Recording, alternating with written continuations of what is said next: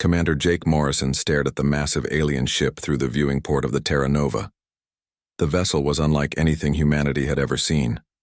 It looked like a giant crystal floating in space with lights dancing inside its clear walls. After 3 days of cautious communication, the aliens had finally agreed to meet face-to-face. "Sir, they're requesting permission to board," said Communications Officer Ryan Brooks, his voice tight with nervous excitement. "Their translator says they come with an invitation from something called the Galactic Consortium." Jake nodded to his crew. Dr. Lisa Carter, their best scientist, stood ready with her scanning equipment. Captain Alex Turner had insisted on full security protocols, but Jake hoped they wouldn't need them. This was humanity's first real contact with alien intelligence, and he wanted it to go well. The airlock hissed open, and the alien stepped through. Jake had seen the video transmissions, but seeing the being in person was different. It stood 7 feet tall and looked like it was made of living glass. Light moved through its body in patterns that seemed almost like thoughts made visible. When it spoke, the words came from a small device on its chest. "I am Zephyr K of the Crystalline Collective," the alien said. "I bring greetings from the Galactic Consortium and an offer that will change your species forever." Dr. Carter stepped forward, her scientific curiosity overcoming her caution. "We're honored to meet you, Zephyr K. I'm Dr. Lisa Carter, and this is Commander Morrison.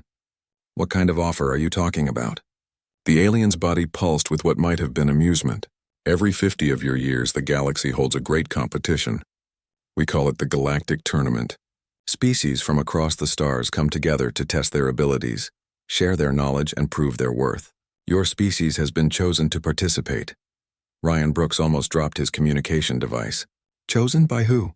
How do you even know about us?" "The consortium has been watching your progress for some time," Zephyr K explained. "Your recent achievements in space travel have caught our attention. You are young, but you show promise. The tournament will give you a chance to show the galaxy what humanity can do." Jake felt his heart racing. This was beyond anything Earth's leaders had imagined when they sent the Terra Nova on its exploration mission. "What exactly does this tournament involve?" Zephyr K gestured, and a holographic display appeared in the air between them. It showed a massive space station, larger than Earth's moon, floating among the stars. Ships from dozens of different civilizations were docked around it. The tournament tests many things: physical strength, mental ability, technological skill, and creative thinking. Each species brings their best representatives to compete in various challenges. Dr. Carter studied the hologram with fascination. "How long has this tournament been going on?" "For over 3,000 of your years," the alien replied. "It began as a way for young civilizations to prove themselves worthy of joining the galactic community. Now it serves as both entertainment and education. Species learn from each other, form alliances, and share knowledge." Captain Turner, who had been silent until now, stepped closer. "What's in it for us? What do we get if we participate?" "Knowledge beyond your wildest dreams," Zephyr K said. "Technology that could advance your civilization by centuries. Access to trade routes and diplomatic relationships with hundreds of worlds. But most importantly, respect. The galaxy will recognize humanity as a true spacefaring species." Jake looked at his crew. He could see the excitement in their eyes, but also the worry. Humanity was barely able to reach other star systems. How could they compete with civilizations that had been traveling space for thousands of years? "We're honored by this invitation," Jake said carefully, "but we have to be honest. We're very new to space travel. Most of our technology is primitive compared to what you've shown us. Are you sure we're ready for something like this?" The alien's body brightened, and Jake was sure he heard something like laughter in the translator's voice. "That is exactly why you were chosen, Commander Morrison. The tournament is not just about having the best technology or the strongest bodies. It's about showing who you are as a species, what makes you unique, what you can contribute to the galaxy." Ryan Brooks was frantically taking notes on his tablet. "When would this tournament take place? How long would we have to prepare?" "The next tournament begins in 6 of your months," Zephyr K replied. "That may seem like a short time, but it's traditional for newer species to have less preparation." "It's part of the test," Dr. Carter frowned. 6 months to prepare for a galactic competition? That doesn't seem like much time." "Perhaps not," the alien agreed. "But remember, this is not just about winning. It's about participating. Many species use their first tournament simply to learn and observe. There's no shame in that." Jake felt a surge of something that might have been pride or stubbornness. The alien seemed to expect humanity to be content with just watching and learning. Maybe that was the smart approach, but something in him rebelled against the idea. What if we wanted to do more than just observe? He asked. What if we wanted to actually compete? Zephyrkah's light patterns shifted in what Jake was learning to recognize as surprise. You would be competing against species that have been part of the tournament for centuries. The Valerian Empire has won the strategic competition 12 times in a row. The Cerebral Collective has never lost a mental challenge. The Nexus Federation's technology is so advanced it seems like magic to most species. But they've never faced humans before, Jake said quietly. The alien studied him for a long moment. No, it admitted, they have not. Your species is completely unknown to most of the galaxy. That could be an advantage or it could be a disaster. Captain Turner crossed his arms. What exactly would we need to do to participate fully? You would need to send a team of your best people, Zephyrkah explained. Scientists, warriors, thinkers, leaders. The tournament has many different types of challenges, so you need people with many different skills. You would also need to bring examples of your technology and culture to share with other species. Dr. Carter was already making lists in her head. How many people could we send? Most species send between 50 and 100 representatives, the alien replied. You would have living quarters on the tournament station and access to all the facilities. The competition lasts for one of your months. Jake made his decision. We'll need to contact Earth immediately. This is too big for us to decide alone, but speaking for myself, I think humanity should accept this invitation. Zephyrkah's body pulsed with approval. I hoped you would say that, Commander. Your species shows a spirit that the galaxy has not seen in a long time. Perhaps you will surprise everyone, including yourselves. As the alien prepared to leave, Jake couldn't shake the feeling that this tournament was going to be much more than anyone expected. Something about the way Zephyrkah spoke suggested there were layers to this invitation that they hadn't been told about yet. One more question, Jake called out as the alien reached the airlock. Why us? Why now? There must be other young species out there. Zephyrkah paused and turned back. Because, Commander Morrison, your species does something that most of the galaxy has forgotten how to do. You look at the impossible and ask, why not? Instead of why, the tournament has been the same for a very long time. Perhaps it's time for something new. With that cryptic comment, the alien left, leaving Jake and his crew staring at each other in amazement. In a few hours, everything had changed. Humanity was no longer alone in the universe, and they had been invited to prove themselves on the biggest stage imaginable. The real question was, were they ready for what they might find there? The message from Earth came through 3 days later. Humanity would participate in the Galactic tournament. The decision had caused heated debates in every government on the planet, but in the end, curiosity and determination won out. Now the real work began. Dr. Rachel Stone arrived on the Terra Nova 2 weeks later, leading a team of Earth's brightest minds. She was a physicist who had worked on humanity's fastest spaceships, and her practical approach to impossible problems had made her the obvious choice to head the scientific team. With her came Marine Colonel Sam Davis, a tough soldier who had trained in every form of combat Earth knew about. 6 months to get ready for a galactic competition, Rachel said as she reviewed the alien data with Dr. Carter. It's like trying to learn to swim 5 minutes before jumping into the ocean. Colonel Davis was more direct. What we lack in fancy technology, we make up for in determination. I've seen human soldiers win battles they had no business winning. This might not be so different. The team Earth sent to the tournament was smaller than most species brought, but they represented the best humanity had to offer. Maya Singh, an engineer who could fix anything with spare parts and creativity. Connor Walsh, a pilot who had broken more speed records than anyone else alive. Tech specialist Ben Clark, who understood computers better than most people understood themselves. When the day came to leave for the tournament, Jake felt both excited and terrified. The alien transport ship that came for them was huge, easily 10 times the size of the Terra Nova. As they boarded, Jake got his first look at other species heading to the tournament. A group of tall, elegant beings with silver skin spoke in musical tones to each other. Their leader, who introduced herself as Commander Lyra of the Etherian Matriarchy, looked at the humans with polite curiosity. So you are the new species we've heard about. How interesting. We look forward to seeing what you can do. Less friendly was the delegation from the Korgoth hegemony. These aliens looked like walking tanks covered in thick armor that might have been their natural skin. Their leader, General Krex, barely glanced at the humans. "Primitives," he muttered to his companions. "They still use chemical rockets to leave their planet. This will be amusing." The journey to the tournament station took 3 days, and Jake spent most of that time trying not to feel overwhelmed. Every species they met seemed impossibly advanced. The Cerebral Collective were beings of pure thought who communicated by touching each other's heads. The Silicon Confederacy had bodies made of living metal that could reshape themselves at will. When they finally arrived at the tournament station, Jake's jaw dropped. The structure was bigger than anything humans had ever built. Docking bays stretched for miles in every direction. Ships of every possible design filled the space around it. The station itself looked like a small city floating in space. "Welcome to Tournament Station Alpha," announced their guide, a floating robot with a pleasant voice. "This facility has hosted the Galactic Tournament for over 2,000 years. You will find it equipped with everything you need for the competition." The living quarters assigned to humanity were comfortable but simple.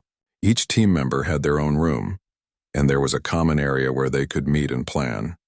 Through the large windows, they could see the preparation areas where other species were setting up their exhibits and testing their equipment. "Look at that," Maya Singh said, pointing to where the Valerian Empire was assembling some kind of machine. "That thing is the size of a building, and it seems to be floating without any visible support."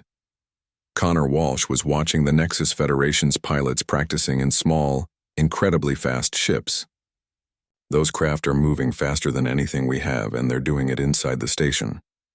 "How is that even possible?" The opening ceremony took place in a vast amphitheater at the center of the station. Jake estimated that over 10,000 beings were present, representing more than 200 different species. The variety was incredible.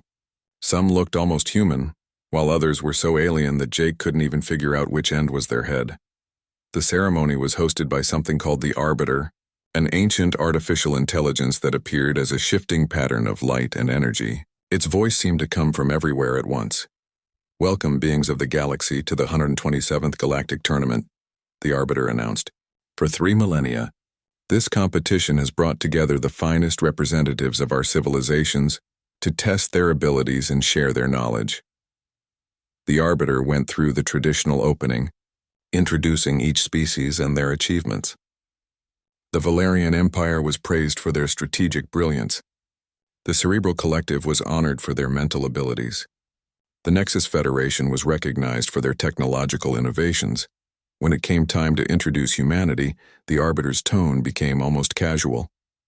"And we welcome our newest participants. From a small world called Earth. This species has recently achieved faster than light travel and shows promise for future development." Jake noticed that most of the audience barely paid attention to the introduction. A few beings turned to look at the human delegation with mild curiosity, but most seemed to consider them unworthy of serious attention. The first week of the tournament focused on demonstrations and preliminary competitions. Each species was expected to show examples of their technology, art, and culture. The humans set up a modest display showing Earth's history, their recent space achievements, and examples of human creativity. The response was polite but underwhelming. Other species praised human art and music, but it was clear they saw these as primitive compared to galactic standards. The Luminar Collective, beings made of living light, created sculptures that existed in 7 dimensions. The Harmonic Order produced music that could actually change the emotional state of anyone who heard it.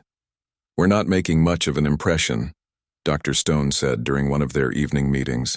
"Every other species here has abilities or technology that we can't even understand, let alone match." Colonel Davis disagreed. "Maybe we're not looking at this the right way. Everyone here is focused on showing off how advanced they are." But the alien who invited us, Zephyr Ka, said something about the tournament being more than just technology. The real competition began in the second week. The challenges were divided into several categories: physical contests, mental puzzles, technological innovations, and strategic simulations. Each species could enter their best representatives in any category they chose. In the physical competitions, humanity performed better than expected. Earth's higher gravity had made humans stronger and faster than many species.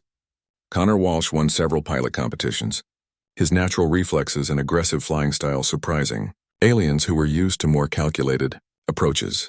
Maya Singh entered the engineering challenges and impressed everyone with her ability to build working devices from random parts. While other species brought perfect advanced tools, Maya used human creativity to solve problems in ways that no one expected. But in the mental competitions, humanity struggled. The cerebral collective could solve mathematical problems faster than human computers. The Eternal Order, ancient beings who had spent millions of years thinking about philosophy, easily won every logic challenge. "We're doing okay," Jake told his team after the first week of competition, "but we're not winning anything important. Most species are treating us like an interesting curiosity rather than serious competitors." Dr. Carter had been studying the other species carefully. "I think that might actually be an advantage," she said. "No one expects much from us, so they're not paying attention to what we're really capable of." "What do you mean?" asked Ryan Brooks. "Every species here follows patterns," Dr. Carter explained. "They approach problems in predictable ways based on their culture and biology. The Valerians always use the same strategic principles. The cerebral collective always seeks perfect logical solutions. But humans, we're unpredictable." Colonel Davis nodded slowly. "She's right. In military training, we call it thinking outside the box. Most of these aliens are very smart, but they think inside very advanced boxes." As the second week continued, Jake began to notice something interesting.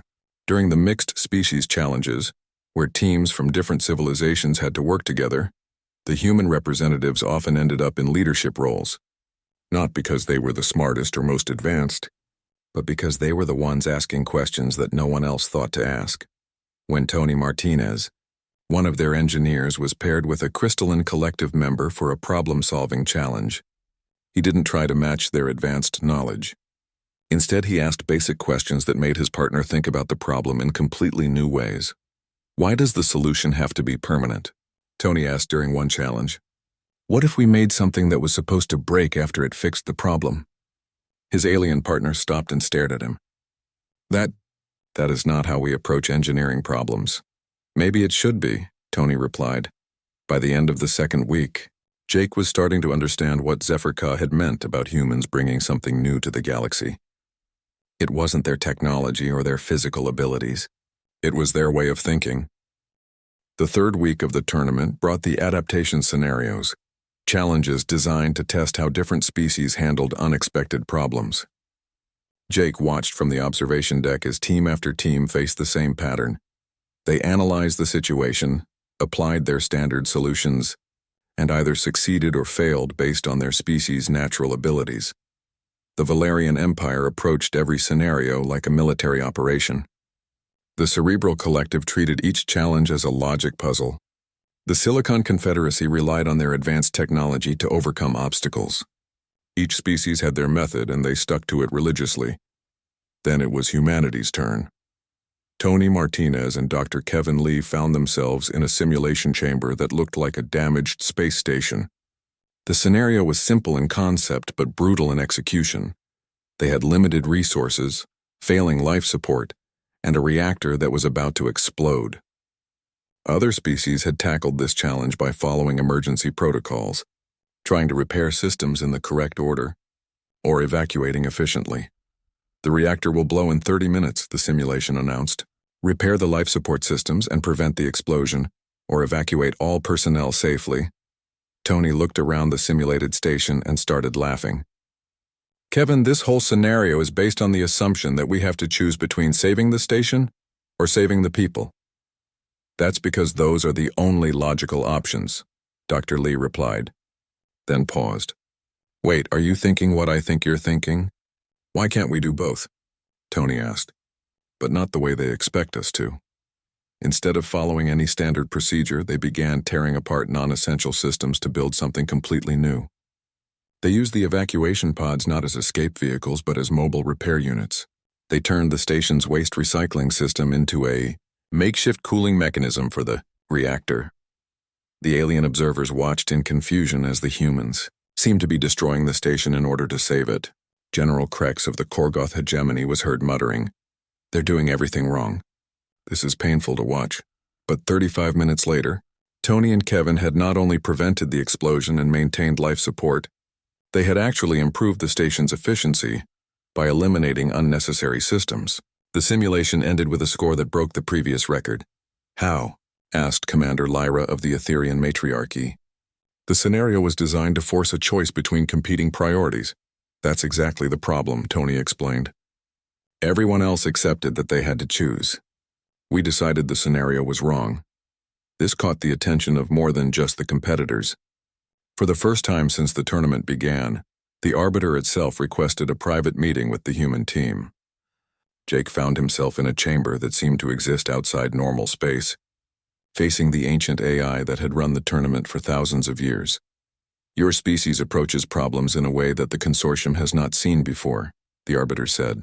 You do not accept the limitations that others take for granted. Is that good or bad? Jake asked. It is. Interesting, the Arbiter replied. For 3,000 years, species have participated in this tournament, following established patterns. Each brings their strengths, accepts their weaknesses, and finds their place in the galactic order. Your species seems determined to redefine the patterns themselves. The breakthrough moment came during the impossible choice scenario.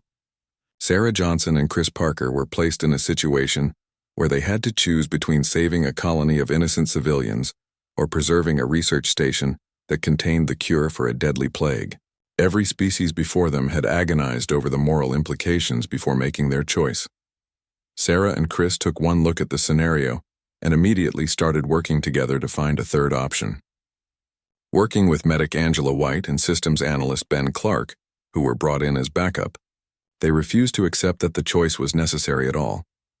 The scenario assumes we can't do both because of limited transport capacity, Sarah explained to the watching aliens. But what if we change how we transport them?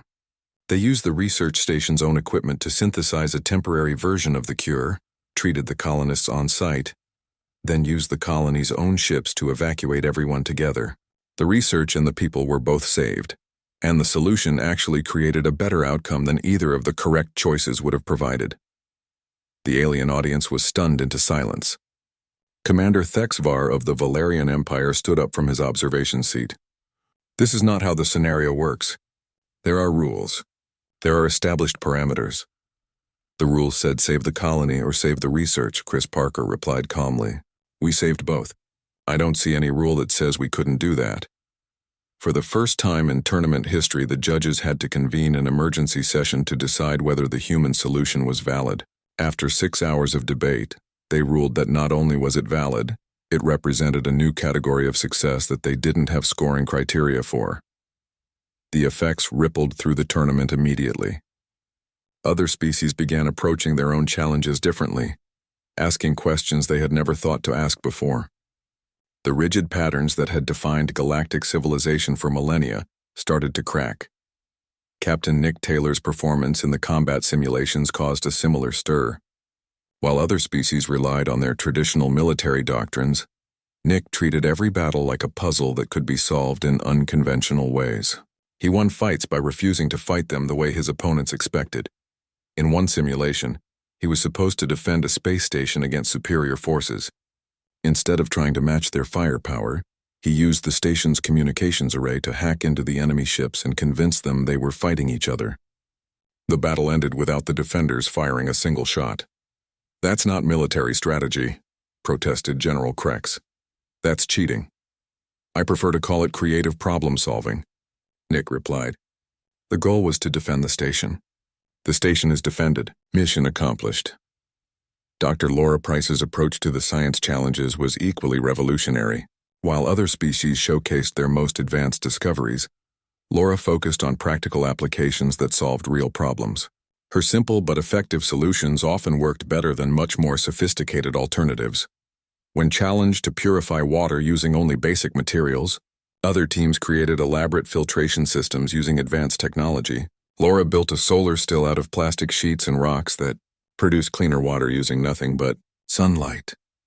But it's so primitive, complained a representative from the Nexus Federation. It's also cheap, reliable, and can be built by anyone with basic materials, Laura replied. Sometimes the best solution is the simplest one. The real transformation came when other species started copying human approaches. The proud crystalline collective began questioning their assumption that logic always led to the best answers. The militaristic Korgoth hegemony started experimenting with strategies that didn't rely purely on overwhelming force. Even the ancient Eternal Order, beings who had spent millions of years perfecting their philosophical understanding of the universe, began asking new questions about old problems. "Your species is causing chaos," Commander Lyra told Jake during a diplomatic reception. "The tournament has followed the same patterns for 3,000 years.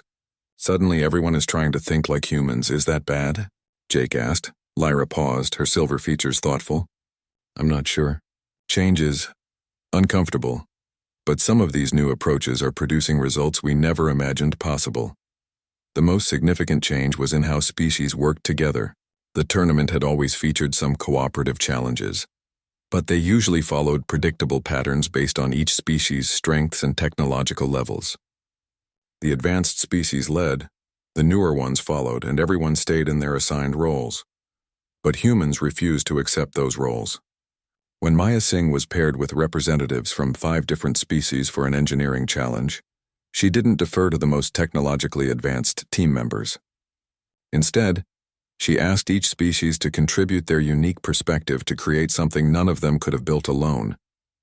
The result was a device that combined Valerian strategic thinking, crystalline energy manipulation, silicon computational power, luminar artistic vision, and human adaptability. It was unlike anything the galaxy had ever seen. "This is not how interspecies cooperation works," complained the traditional tournament officials. "There are protocols. There are established hierarchies. Maybe it's time for new protocols," Jake suggested during the official complaint hearing. The hearing itself became a symbol of the changes sweeping through the tournament. Instead of simply following established procedures, the officials found themselves debating fundamental questions about competition, cooperation, and the purpose of the tournament itself. By the end of the 3rd week, it was clear that something unprecedented was happening. The tournament scoreboard, which had traditionally been dominated by the same advanced species year after year, was showing results that no one had predicted. Newer species were excelling in challenges they had never been competitive in before. Advanced species were struggling with problems they had always solved easily. The 4th week of the tournament began with an announcement that sent shockwaves through every delegation. The Arbiter appeared before the assembled species with news that changed everything. "The Great Unity Test will be different this year," the ancient AI declared. "For 3,000 years, this final challenge has followed the same format. Advanced species lead major operations while newer civilizations provide support. This approach has maintained galactic stability, but has also prevented genuine innovation." Jake felt his heart pounding as the Arbiter continued. "This year, humanity's unique approach to problem-solving has demonstrated the limitations of our traditional methods. Therefore, the final test will require all species to contribute equally, regardless of their technological level or galactic status." The reaction was immediate and explosive. General Krex of the Korgoth hegemony stood up, his armored form radiating anger. "This is unacceptable. The tournament has worked perfectly for millennia. Why change it now because one primitive species refuses to follow established protocols?" Commander Thexvar of the Valerian Empire was more diplomatic but equally opposed. "The current system ensures that decisions are made by those most qualified to make them. Allowing inexperienced species equal authority could lead to disaster." But other voices spoke up in support of the change. Commander Lyra of the Etherian Matriarchy surprised everyone by defending the new format. "Perhaps General Krex is right that the old system worked, but did it work well? How many problems have we failed to solve because we always approached them the same way?" The Cerebral Collective's representative, a being of pure thought called Mind 7, added their perspective through telepathic translation. "Logic suggests that diversity of approach increases probability of optimal solutions. Human methodologies have produced results that our calculations deemed impossible. The Great Unity Test scenario was revealed the next day, and it was unlike anything the tournament had ever seen. The challenge simulated a galaxy-wide crisis. A mysterious energy phenomenon was spreading across space, destroying stars and making entire solar systems uninhabitable. Every species had to work together to find a solution before the phenomenon reached the core worlds that sustained galactic civilization. The scale was enormous. Hundreds of representatives from dozens of species had to coordinate their efforts across multiple fronts. Scientific research to understand the phenomenon, technological development to combat it, strategic planning to protect inhabited worlds, and diplomatic coordination to manage resources across the galaxy. Under the old system, the most advanced species would have automatically taken charge of each area. The Cerebral Collective would lead the research. The Nexus Federation would handle technological development. The Valerian Empire would manage strategy. Other species would be assigned supporting roles based on their perceived capabilities. But Jake had a different idea. What if we organized by approach instead of by advancement level? He suggested during the initial planning session, instead of putting the smartest species in charge of research, what if we put together teams that think about problems in different ways? The suggestion caused heated debate. Many species were uncomfortable with the idea of working as equals with civilizations they considered less advanced. But the crisis scenario was designed to be unsolvable using traditional methods. And time was running out. Dr. Rachel Stone found herself leading a research team that included members from 12 different species. Instead of following the Cerebral Collective's purely logical approach, she encouraged each team member to contribute their unique perspective. The artistic Luminar Collective suggested looking at the energy phenomenon as a pattern, rather than a physical force. The philosophical Eternal Order proposed examining the phenomenon's relationship to consciousness itself. The practical Korgoth hegemony focused on how the phenomenon behaved in combat situations. This is chaos, complained the Cerebral Collective representative. Scientific research requires systematic methodology, not artistic interpretation. Maybe, Dr. Stone replied, but systematic methodology hasn't explained this phenomenon yet. Let's try chaos for a while and see what happens. The breakthrough came when Maya Singh, working with a crystalline collective engineer and a Silicon Confederacy analyst, realized that everyone was making the same wrong assumption. They were treating the phenomenon as a destructive force that needed to be stopped. But what if it wasn't destructive at all? Look at the data again, Maya explained to the combined research teams. The phenomenon doesn't destroy stars. It changes them. The energy signature isn't random destruction. It's reorganization. Dr. Kevin Lee, working with representatives from 6 different species, took this insight and ran with it. What if this isn't an attack or a natural disaster? What if it's communication? Something trying to contact the galaxy but using a method we don't understand?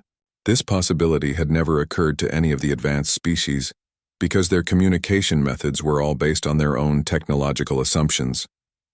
But humans, coming from a young civilization that still remembered how to think about completely unknown situations, were willing to consider possibilities that seemed impossible.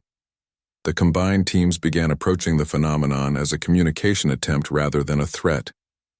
Tony Martinez worked with the musical harmonic order to analyze the energy patterns as a form of language. Angela White collaborated with the empathic Etherian matriarchy to examine the phenomenon's emotional resonance kernel. Sam Davis found himself in the unusual position of leading a strategic team that included some of the galaxy's most militaristic species. But instead of planning how to fight the phenomenon, he convinced them to plan how to communicate with it. Every species here has tried to solve this problem using their greatest strength, Sam explained to his diverse team. The Cerebral Collective used pure logic. The Nexus Federation used advanced technology. The Korgoth hegemony used military force, but none of those approaches worked. General Krex, who had been openly hostile to human involvement, found himself grudgingly impressed by Sam's strategic thinking. What do you propose instead, human? We use everyone's greatest strength at the same time, Sam replied. Not in sequence, not in hierarchy, but together. The phenomenon is too complex for any one approach to handle alone. The solution that emerged was unlike anything the galaxy had ever attempted. It combined cerebral logic with luminar artistry. It merged Valerian strategy with Korgoth determination. It integrated Nexus technology with Etherian empathy. And tying it all together was human adaptability and refusal to accept limitations. The final presentation to the tournament judges was spectacular. Instead of a single species presenting their solution while others watched, every species participated in demonstrating how their combined approach would work. The Crystalline Collective provided the energy framework. The Silicon Confederacy handled the computational requirements. The harmonic order created the communication protocols, but it was Connor Walsh, piloting a ship that incorporated technology from 8 different civilizations, who made the actual contact with the phenomenon. As he approached the energy field using the combined protocols, something remarkable happened. The phenomenon responded. The energy pattern shifted from seemingly random destruction to clear, purposeful communication. The message that emerged was simple but profound. An ancient intelligence that had been traveling between galaxies for millions of years was trying to share knowledge with any civilization advanced enough to understand that destruction and creation were often the same process. The phenomenon wasn't destroying stars. It was upgrading them, turning ordinary stellar bodies into transmission stations for sharing knowledge across vast distances. But the process looked like destruction to species that couldn't imagine such advanced transformation. "How did you figure it out?" asked Mind 7 of the Cerebral Collective. "Our analysis showed no possibility of communication." "That's because you analyzed it using only your own communication methods," Dr. Carter explained. "Each species here was looking for the kind of communication they would use. But this intelligence is older and more advanced than any of us. It communicates in ways that no single species could understand alone. The solution required ongoing cooperation between species in ways that had never been attempted before. The Valerian Empire's strategic planning networks would coordinate with the Nexus Federation's technological infrastructure. The Cerebral Collective's analytical capabilities would work alongside the Luminar Collective's pattern recognition abilities. Most importantly, the solution was designed to evolve. As the galaxy learned more about the ancient intelligence, the communication methods would adapt and improve. It wasn't a one-time fix, but an ongoing relationship that would benefit everyone involved. The judges' reaction was unlike anything the tournament had ever seen. For the first time in its history, they declared that the challenge had been not just solved, but transcended. The Great Unity Test had become something greater than a test. It had become a transformation. "The results of this tournament will require significant changes to the Galactic Consortium," announced the Arbiter. The traditional hierarchies. The final day of the tournament arrived with an atmosphere unlike any in the event's 3,000-year history. Instead of the usual ceremony where winners were announced and prizes distributed, every species gathered in the great amphitheater for what the Arbiter called a revelation that will reshape galactic civilization. Jake sat with his team, feeling a mixture of exhaustion and anticipation. They had come to the tournament expecting to be observers, maybe minor participants. Instead, they had somehow become catalysts for changes that were spreading throughout the galaxy. The Arbiter appeared at the center of the amphitheater, its form more complex and luminous than anyone had ever seen before. When it spoke, its voice carried harmonics that seemed to resonate with every species present. For 3,000 years, the Galactic Tournament has served a purpose that most participants never understood. The ancient AI began. It was never truly about competition or entertainment, though those elements served their purpose. It was a test, designed by the galaxy's founders to identify when galactic civilization was ready for its next evolutionary step. A murmur of confusion rippled through the assembled beings. Commander Thexvar of the Valerian Empire spoke for many when he asked, "What do you mean, evolutionary step?" "The galaxy has been stable and prosperous for millennia." "Stable, yes," the Arbiter agreed. "But stability without growth becomes stagnation. For the past 1,000 years, galactic civilization has followed predictable patterns. Advanced species maintain their positions. Newer species find their assigned roles, and the overall structure remains unchanged. This system prevented conflict, but it also prevented innovation. The Arbiter's form shifted, displaying images of galactic history. The founders of the consortium understood that true advancement requires periodic disruption. They designed the tournament as a mechanism to identify species capable of providing that disruption in a positive way. Jake felt his heart racing as he began to understand what the Arbiter was revealing. "You were looking for a species that would change the game itself." "Precisely, Commander Morrison," the Arbiter replied. "For 3,000 years, every species that participated in the tournament accepted its basic premises. They competed within established parameters, following traditional patterns of cooperation and hierarchy. Some excelled, some struggled, but all accepted the fundamental structure." Dr. Lisa Carter leaned forward in her seat. "Until humanity arrived. Your species did something unprecedented, the Arbiter confirmed. You refused to accept the limitations that others took for granted. When faced with impossible choices, you created new possibilities. When told that cooperation required hierarchy, you demonstrated the power of true equality. The revelation continued to unfold as the Arbiter explained the true nature of the galaxy's governing system. The Galactic Consortium wasn't just a collection of spacefaring civilizations. It was a carefully maintained structure designed by ancient beings who had transcended physical existence millions of years ago. These founders had established the tournament as a way to monitor galactic development and identify when their successors were ready to take on greater responsibilities. The galaxy, represents only a small fraction of what exists, the Arbiter revealed. Beyond your current space lie thousands of other galaxies, each with their own civilizations and challenges. The founders established this region as a testing ground to develop species capable of extending intelligent life throughout the universe. General Krex of the Korgoth hegemony stood up, his armor clanking. Are you saying that our entire civilization has been some kind of experiment? Not an experiment, the Arbiter corrected. A preparation. The founders understood that the universe is vast and often hostile to life. They established this galaxy as a place where intelligence could develop safely while learning the skills necessary to spread throughout the cosmos. The implications were staggering. Every species present was part of a system designed to create galactic citizens capable of seeding life and intelligence across the universe. But the system had become stuck in patterns that prevented the final step: true cooperation between equals. Commander Lyra of the Etherian Matriarchy asked the question that many were thinking. What happens now? How does this change our civilization? That choice belongs to all of you, the Arbiter replied. The founders established one final protocol. When a species demonstrated the ability to transcend traditional limitations and inspire others to do the same, the galaxy would be offered a choice. Continue as you have, maintaining stability within known boundaries, or accept the responsibility of expanding intelligent life throughout the universe.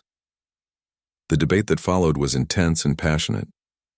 Many species argued for maintaining the current system. It had provided peace and prosperity for thousands of years. Why risk that for uncertain possibilities in unknown space? But others, inspired by humanity's example, spoke in favor of accepting the challenge. The Luminar Collective's representative, a being of living light called Radiance Prime, floated to the center of the amphitheater. For too long, we have been content with perfecting what we already know, Radiance Prime declared. The humans have shown us that true advancement comes from questioning what we think we know and imagining what we have never dreamed possible. Mind 7 of the Cerebral Collective added their support through telepathic translation. Logical analysis indicates that stagnation leads inevitably to decline. The human approach of continuous adaptation represents optimal survival strategy for long-term galactic development. Even General Krex, who had been the most vocal opponent of change throughout the tournament, found himself reconsidering. I have spent my life believing that strength comes from following proven methods. But watching these humans, they showed strength I did not recognize. Perhaps there is wisdom in their madness. The debate continued for hours with representatives from every species sharing their views, but gradually a consensus emerged. The galaxy was ready for change, but only if that change honored the diversity that made galactic civilization strong. Dr. Rachel Stone stood to address the assembly. If we're going to do this, we need to do it right, not with some species leading and others following, but with everyone contributing their unique strengths to challenges that none of us could handle alone. This led to the most significant decision in galactic history. Instead of maintaining the traditional hierarchy, the consortium would be restructured as a true cooperative federation. Each species would have equal voice in decisions affecting the galaxy, and major undertakings would be planned and executed by diverse teams that combine different approaches and capabilities. The first mission under this new system would be establishing contact with neighboring galaxies and beginning the process of spreading life and intelligence throughout the universe. It was a task that would require the combined efforts of every galactic civilization, using abilities that ranged from the Cerebral Collective's analytical power to humanity's adaptive creativity. Captain Alex Turner was chosen to lead the first intergalactic exploration mission. not because he was the most advanced or experienced, but because he had demonstrated the ability to help diverse groups work together effectively. His crew would include representatives from dozens of species, each contributing their unique capabilities to the greatest adventure in galactic history.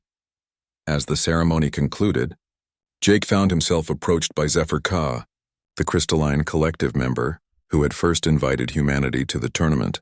The alien's body pulsed with patterns that Jake had learned to recognize as deep satisfaction. "You have exceeded even our most optimistic projections, Commander Morrison," Zephyr Ka said. "When we first observed your species, we hoped you might bring fresh perspectives to galactic civilization. We never imagined you would transform the entire galaxy." "We didn't do it alone," Jake replied. "Every species here contributed something essential. We just helped everyone realize that their contributions were valuable. That is precisely what the galaxy needed," the alien agreed. "The founders chose well when they programmed the tournament to recognize species capable of inspiring others to transcend their limitations." As Jake prepared to return to Earth, with news that would change humanity forever, he reflected on the journey that had brought them to this point. They had come to the tournament as representatives of a young, primitive species, hoping to prove they belonged in galactic civilization. They were returning as partners in reshaping that civilization and extending it throughout the universe. The final irony was that humanity's greatest contribution to the galaxy wasn't their technology or their physical capabilities. It was their refusal to accept that things had to stay the way they had always been, their willingness to ask why not, instead of why. Their belief that impossible just meant no one had figured out how to do it yet. 6 months later, the first intergalactic expedition launched from the tournament station, now converted into a permanent base for exploring beyond the galaxy's borders.